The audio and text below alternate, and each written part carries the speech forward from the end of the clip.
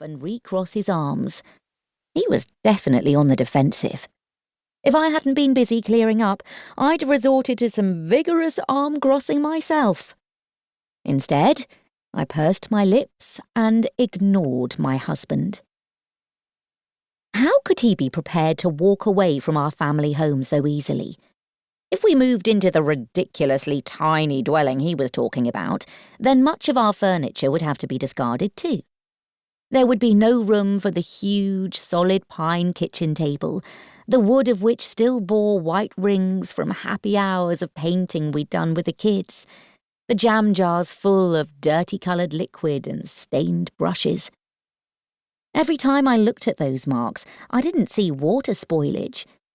Instead, I saw my 3 kids, younger, smaller, at a time when Leo and I, and not their latest love interests, were their universe.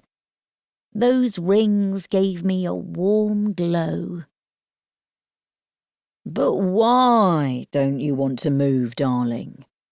Leo cajoled. I glanced at him. He'd dropped the folded arms across chest pose and softened his tone. I could read him like a book.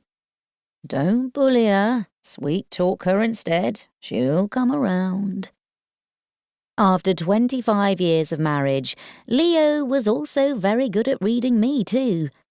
He would have noted my mouth set in an unattractively obstinate line, along with a rigid set of my jaw and stiff back. He'd go down the flattery route next. "Do you know how adorable you are when you're annoyed?" "See? Told you." "You're still a very beautiful woman, Luce. When you're all made up, you look just like that actress, Sandra Bullock." "As opposed to when I'm not made up and just look like a Bullock?" "Can't I pay my wife a compliment?" he said, feigning hurt. "Stop trying to charm me, Leo," I protested. "I wasn't."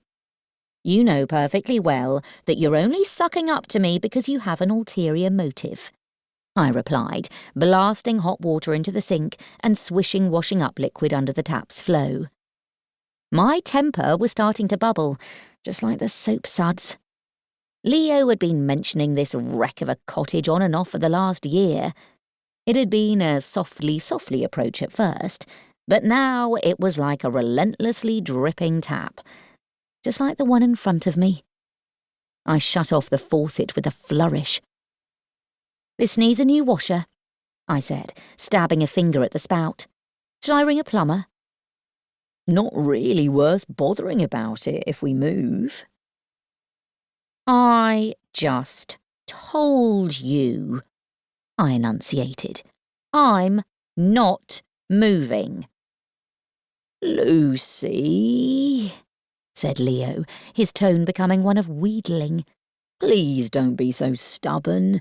This place is too big for us. We're throwing money away on huge heating bills." "So you want us to throw money away on a clapped-out cottage instead?" "Not at all," said Leo hastily. "It would be an investment, something with character, and on which we can put our own unique stamp. You could have one of those charming wood burners in the Inglenook fireplace, and a nice range in the kitchen. You know how you love that look." "I could have those things here if I wanted," I pointed out. "But it doesn't really go in a house like this one, does it?" Leo countered. "An oblong 70s detached isn't great for imitating that rustic oldie-worldy look." "Patsy has beams in her house," I argued. Plastic ones. Not quite the same thing, is it?" "They look real enough to me, and she loves them. And anyway, I like it here, and I like our neighbours." "No, you don't," said Leo, snorting. "You moan endlessly about Colin on the corner starting his motorbike up at 6 o'clock every morning, and Pete, whose car needs a new exhaust, and the racket it makes when it backfires like chitty chitty bang bang as he goes off to work. And let's not forget Patsy, who spends her summer evenings out in the garden having noisy romps on her patio with her latest lover. Getting away from her...